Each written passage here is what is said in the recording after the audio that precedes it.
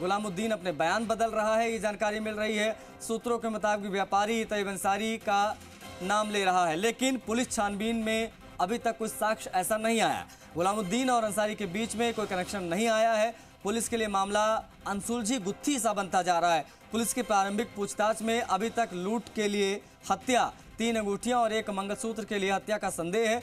गुलामुद्दीन लगातार social media पर नजर रख रहा था। गिरफ्तारी से पहले जोधपुर से गुजरात होकर मुंबई गया था गुलामुद्दीन। अनीता चौधरी की हत्याकांड में अब तक नहीं बनी है सहमति।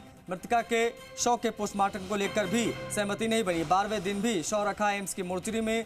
आज प्रशासन और पुलिस फिर से प्रयास करेगी। पुलिस अब तक 7 बार दे चुकी है परिजनों को नोटिस। शव का पोस्टमार्टम करवाने को लेकर नोटिस दिया जा चुका है। पोस्टमार्टम नहीं होने से पुलिस का कहना है कि साक्ष्य कमजोर होंगे। साक्ष्य कमजोर होने से आरोपियों को मिल सकता है लाभ। पुलिस हर हाल में पोस्टमार्टम का प्रयास कर रही है।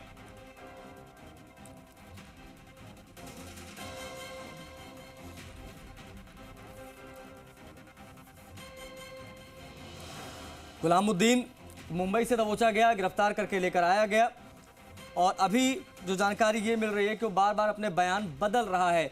पुलिस की जांच में गुलामुद्दीन सहयोग नहीं कर रहा है। ये तस्वीर गुलामुद्दीन की हम आपको दिखा रहे हैं। इसने पहले हत्या के बाद स्वीकार की, ऐसी जानकारियां मिली। उसके बाद में इसने बयान अपने बदले, इसने तैयब से अपना कनेक्शन बताया, लेकिन पुलिस की जांच में ऐसा कोई कनेक्शन निकलकर नहीं आया है। इसको पेश किया गया कोर्ट के सामने कल। 7 दिन की रिमांड भी मिली, लेकिन इस बीच में जो जानकारी निकलकर अंदर खाने से आई है कि वो पुलिस की जांच में सहयोग नहीं कर रहा है। इस बीच जो समाज के लोग हैं वो धरना लगातार दे रहे हैं और वो पोस्टमार्टम नहीं करने दे रहे हैं। मोर्चरी में डेड बॉडी रखी है, 12वां दिन है आज। पुलिस का ये कहना है कि अगर पोस्टमार्टम नहीं होगा तो साक्ष्य वो कमजोर होते चले जाएंगे, फिर इन्वेस्टिगेशन में प्रॉब्लम्स आएंगी। इसको समझना होगा। 6-7 बार तो पुलिस नोटिस दे चुकी है कि पोस्टमार्टम कराया जाए। मुख्य आरोपी की गिरफ्तारी की बात थी, वो भी हो गई है। अनीता चौधरी हत्याकांड से जुड़ी ये तमाम जानकारियां हम आपको दे रहे हैं। समाज से, परिवार के लोगों से अब तक सहमति नहीं बन पाई है। मृतका के शव का पोस्टमार्टम अब तक नहीं हो पाया। 12वां दिन है ये। जांच में एक तरफ गुलामुद्दीन सहयोग भी नहीं कर रहा है, ये भी जानकारी आपको हम दे दें। पुलिस हर पहलू पर जांच कर रही है। अनीता चौधरी हत्याकांड से जुड़ी ये तमाम जानकारियां इस वक्त हम आपसे साझा कर रहे हैं। मुख्य आरोपी गुलामुद्दीन से पुलिस पूछताछ कर रही है लगातार, लेकिन गुलामुद्दीन पुलिस को प्रॉपर सहयोग नहीं कर रहा है। ऐसी बातें सामने आई हैं। बार बार गुलामुद्दीन अपने बयान बदल रहा है। एक ये भी पहलू है। अब पुलिस की जो पुरानी थ्योरी जिसमें ये कहा गया कि अंगूठी और मंगलसूत्र लूटा गया और उसी के इरादे से हत्या हुई थी। खैर अब हर एक पहलू पर जांच। राकेश समाज सहयोगी कनेक्ट हो गए हैं, उनसे बात करेंगे। राकेश, जोधपुर से गुजरात होकर मुंबई गया गुलामुद्दीन, उसको पकड़ा गया, लेकर आया गया, कोर्ट में पेश किया गया। अब तक ये सारी चीजें हमने देखी, लेकिन अब यहां से आगे क्या, किस प्रकार से इस पूरे मामले को पुलिस ले रही है? क्या बयान गुलामुद्दीन ने दिया है? क्यों कहा जा रहा है कि बार बार वो अपने बयान बदल रहा है? साथ साथ में समाज के लोगों का क्या कहना, पोस्टमार्टम क्यों नहीं होने दे रहे हैं ये लोग? क्या जानकारी इस पूरी खबर से संबंधित अपडेट्स के साथ?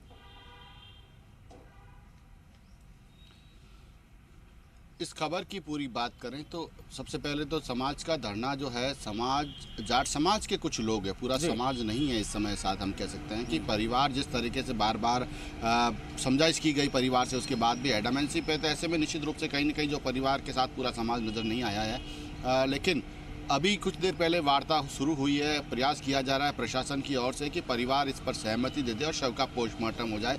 परिवार की जो मांगे थी उसमें मुख्य रूप से थी कि गुलामुद्दीन की गिरफ्तारी वो हो चुकी है। उसके बाद सीबीआई जांच की मांग थी, सरकार उसके लिए भी तैयार है। उसके बाद मुआवजे की बात आई, वो 1 करोड़ की बात कर रहे हैं, लेकिन सरकार ने कहा यथासंभव जितनी मदद होगी उतनी की जाएगी। संविदा पर नौकरी भी कहीं ना कहीं सहमति है।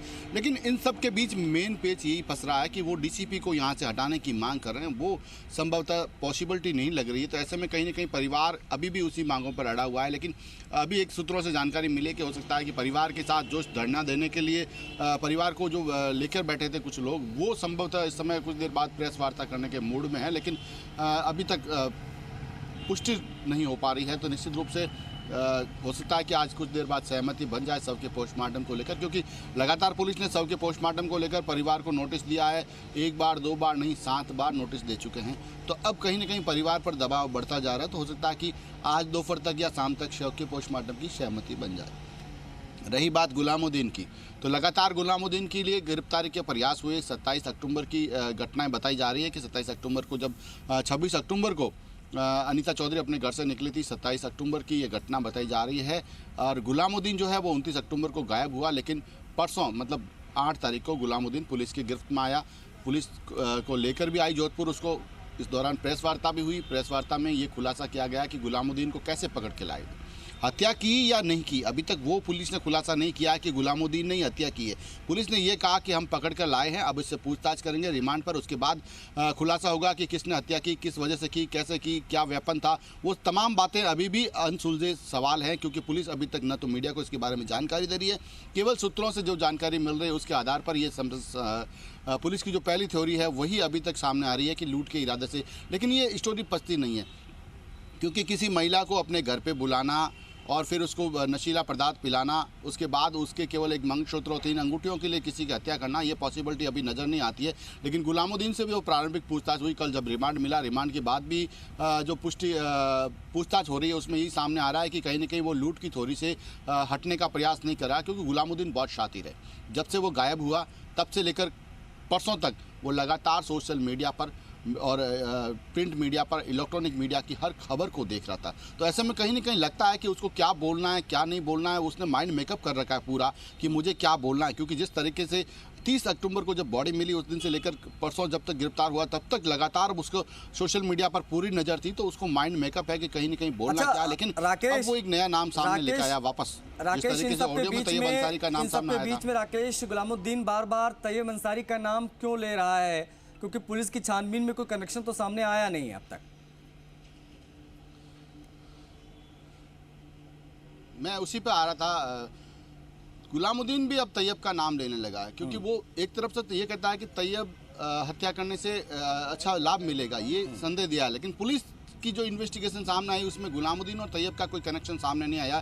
तैयब अंसारी का और अनीता चौधरी का कनेक्शन जरूर सामने आया, क्योंकि दोनों प्रॉपर्टी से जुड़े हुए थे। तो प्रॉपर्टी का संबंध तो हो सकता है कि दोनों के बीच विवाद हो, लेकिन गुलामुद्दीन और तैयब के बीच ऐसा कोई संबंध अभी तक सामने नहीं आया। लेकिन अब मैं पहले भी वो भी कह चुका हूँ कि वो जिस तरीके से मास्टरमाइंड बनने का प्रयास कर रहा है गुलामुद्दीन, तो कहीं ना कहीं वो इस पूरे मामले में तैयब का नाम भी जोड़ रहा है। तो अभी तक पुलिस उस कनेक्शन को साबित नहीं कर पाई। तो जब तक पुलिस कनेक्शन साबित नहीं होगा, पुलिस दोनों के बीच का कनेक्शन साबित नहीं करेगी, इन्वेस्टिगेशन में वो तथ्य सामने नहीं आएंगे, तब तक ये गुलामुद्दीन के द्वारा जो नाम लिया जा रहा है वो अभी तक स्पष्ट नहीं है। तो ऐसे में कहीं ना कहीं मुश्किलें तैयब अंसारी की भी बढ़ी हुई है, क्योंकि वो लगातार 30 तारीख से ही पुलिस की हिरासत में रहा। उसके बाद उसको जेसी करवा दिया गया शांति भंग की धाराओं में। तो कहीं ना कहीं तैयब की मुश्किलें भी अभी कम नहीं है। जिस तरीके से गुलामुद्दीन से इन्वेस्टिगेशन चल रहा है, गुलामुद्दीन बार बार तैयब का नाम लेने का प्रयास करा, लेकिन पुलिस ने जो इन्वेस्टिगेशन किया उसमें तैयब का कहीं नाम नहीं आया। तो इन तमाम सवालों के जो आंसर है वो तो गुलामुद्दीन के रिमांड के बाद जब पुलिस खुलासा करेगी। लेकिन पुलिस अभी तक यही कह रही है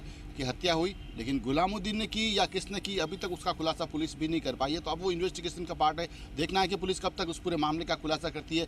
क्या गुलामुद्दीन ने हत्या किया, अगर हत्या गुलामुद्दीन ने की तो किस वजह से की, किससे की, क्या नशीला पदार्थ पिलाया। एक स्टोरी ये भी सामने आई कि गुलामुद्दीन के घर गई, घर जाने के बाद उससे नशीला पदार्थ पिलाया गया, उसकी संभवतः ओवरडोज हो गई, ओवरडोज होने की वजह से उसकी डेथ हो गई। तो गुलामुद्दीन के हाथ पांव फूल गए। अब उसको ये लगा कि अब मैं इसको कहाँ ले जाऊँ, क्योंकि एक कोई भी औरत होती है और जैसा उसका हष्टपुष्ट शरीर था तो लगता है कि 100-125 किलो की बॉडी होगी तो उसको उठाना किसी के लिए संभव नहीं है। तो ऐसे में उसके हाथ पांव फूल गए। हो सकता है उसी वजह से उसने उसको काट के टुकड़ों में काट के सबको दफनाने की सहूलियत के लिए काट दिया हो। तो इन तमाम सवालों के सवाल के जवाब जो है अभी तक पुलिस दे नहीं पाई। तो निश्चित रूप से पुलिस का इन्वेस्टिगेशन जब पूरा होगा उसके बाद जब पुलिस इस पूरे मामले का खुलासा करेगी तभी ये सवाल जो है राकेश, जो पुलिस की प्रारंभिक जांच थ्योरी थी, प्रारंभिक जांच थ्योरी जो पुलिस ने मीडिया के समक्ष रखी थी, जो बताया था कि मोस्ट प्रोबेबली चांसेस यही हैं कि लूट के इरादे से हत्या की गई हो। क्या पुलिस अब उस थ्योरी के इर्द गिर्द घूम रही है कि अन्य थ्योरीज पर भी अब जांच हो रही है? क्योंकि गुलामुद्दीन तो बहका रहा है, अपने बयान बदल रहा है। एक ये चीज़ किन थ्योरीज पर पुलिस अभी काम करे, दूसरी ये चीज़ कि पोस्टमार्टम पर ये जांच कितना निर्भर करती है। यहाँ से पोस्टमार्टम के बाद किस दिशा में चीज़ें आगे बढ़ सकती हैं और वो कितना ज़रूरी है इस पूरे केस के लिए।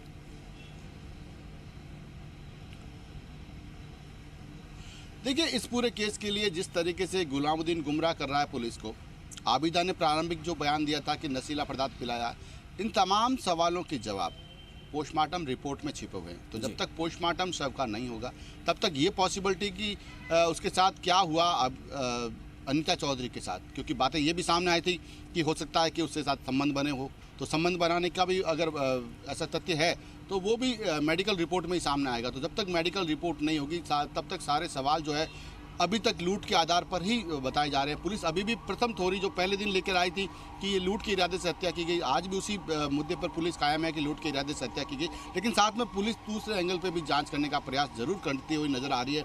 आज बड़े अधिकारी जो पुलिस के हैं, क्योंकि इस पूरे मामले की तमाम जो एक टीम थी वो लोग इनको गिरफ्तार करके लेके आ गए। अब दूसरी टीम जो इन्वेस्टिगेशन टीम है वो लगातार पूछताछ कर रही है। अब आज संभवतः पुलिस कमिश्नर और डीसीपी राजश्री राज है वो भी इन्वेस्टिगेशन करेंगे इस पूरे मामले में गए, और दिन भर आज पूछताछ चलेगी माफ़ कीजिएगा, दिन भर पूछताछ चलेगी। तो उसके बाद हो सकता है शाम तक कुछ नया इनपुट सामने आए, लेकिन हर एंगल से पुलिस इस पूरे मामले को छानबीन करने का प्रयास कर रही है, क्योंकि लूट की जो घटना है वो प्रारंभिक स्थिति की थी। पुलिस हालांकि अभी भी उसके इर्द गिर्द रहने का प्रयास जरूर कर रही है, क्योंकि जिस तरीके के गुलामुद्दीन के बयान आ रहे हैं उसमें पुलिस उसी स्टोरी पर बैठी है। लेकिन दूसरे एंगल जिस तरीके से तैयब अंसारी का नाम सामने आया तो उस पर भी गहन मंथन किया जा रहा है, क्योंकि कनेक्शन तो साबित नहीं हुआ। लेकिन इतने दिन तो गुलामुद्दीन पुलिस के पास नहीं था, अब गुलामुद्दीन पुलिस के पास है। तो ऐसे में गुलामुद्दीन के जो बयान हैं उन पर भी लगातार पुलिस इन्वेस्टिगेशन कर रही है, उसके हर बयान के एंगल से उसकी जांच हो रही है। लेकिन सबसे बड़ी बात कि जिस वेपन से उसको अंतिम बार काटा गया था वो वेपन अभी तक पुलिस को बरामद नहीं हुआ। तो अभी तक पुलिस इसको एक बार मौके पर भी लेके जाएगी, घटनास्थल पर ले जाना भी उसको आवश्यक है। घटनास्थल पर ले जाकर वो पूरा मौका मुआयना किया जाएगा, ताकि वह कहाँ पर वेपन पड़ा है, कहाँ पर उसकी हत्या हुई हो, तमाम सवाल जो है वो पुलिस के इन्वेस्टिगेशन का पार्ट है। पुलिस जल्द ही इस पूरे मामले का खुलासा करने की बात कह रही है, लेकिन अभी कब खुलासा करेगी ये तो आने वाला वक्त बताएगा। लेकिन कई अनसुलझे सवाल अभी भी पड़े हैं। राकेश, बहुत शुक्रिया आपका इन तमाम जानकारियों को साझा करने के लिए, तमाम बातचीत के लिए।